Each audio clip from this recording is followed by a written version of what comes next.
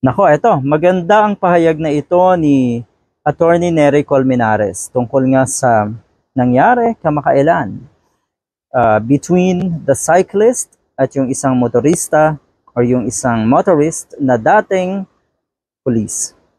Ito po yun.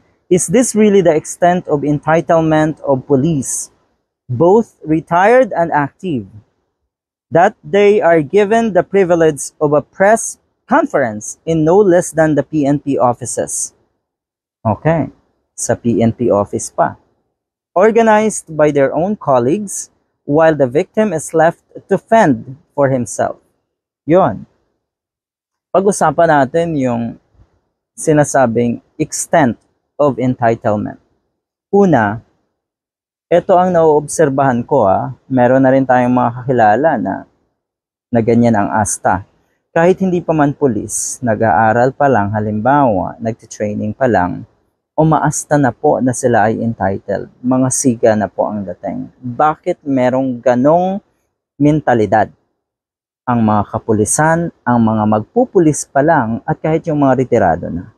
Sino bang may problema dito sa kulturang ito? Hindi magandang kultura, oo. Pero kahit nung bata tayo, siguro alam naman natin, 'di ba? Nakaranas na rin ako na, uy, huwag mong awayin si yung classmate mo na si ganito dahil pulis ang tatay niyan. At bakit? 'Di ba? Na ando na yung takot natin doon sa mga kaklase natin sa school, sa elementarya halimbawa, na may connection sa mga pulis, tatay yung pulis o kung ano man, o kung sino man sa kanilang pamilya, 'di ba? Ganun ang takot natin. At bakit po? Kasi bakit nagkaroon ng ganyang mentalidad? Bakit matatakot kung wala naman tayong ginagawang masama? Yun ang na-instill sa karamihan sa atin. Bukod dyan, dahil nga yung sinasabing extension rather, ng entitlement nila, yun, kahit mga retired, kahit wala na sa serbisyo, ganun pa rin po, feeling entitled pa rin sila, feeling mga siga pa rin, o talagang siga pa rin, at karamihan sa kanila, mga kupal. Hindi naman lahat. Kaya binanggit ko o sinabi ko karamihan dahil meron naman tayong mga kilalang pulis na sadyang matitino at sana nga mga anak ng mga anak yung mga ganyang klaseng pulis. Dumami ng dumami, ibig kong sabihin. Alright. Sabi dito? Nga naman, may pa-press con pa.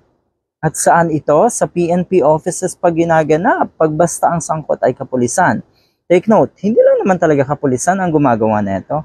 Kahit po yung mga alam natin na nakakaangat sa ating society, sa ating lipunan, mga politiko, at syempre kahit yung mga may kaya, siguradong dadaan sa mga ganito.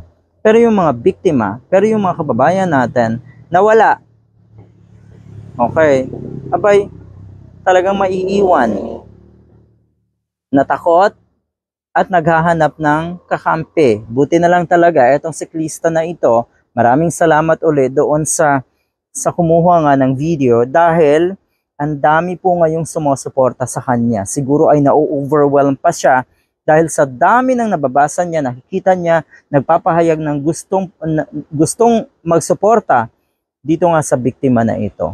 Na-overwhelm lang siya. Pero sigurado sa mga susunod na araw, makakapag-isip na yan at siguradong magdi-decide na yung naging settlement ay pwedeng bawiin at magsampa na tuluyan ng kaso.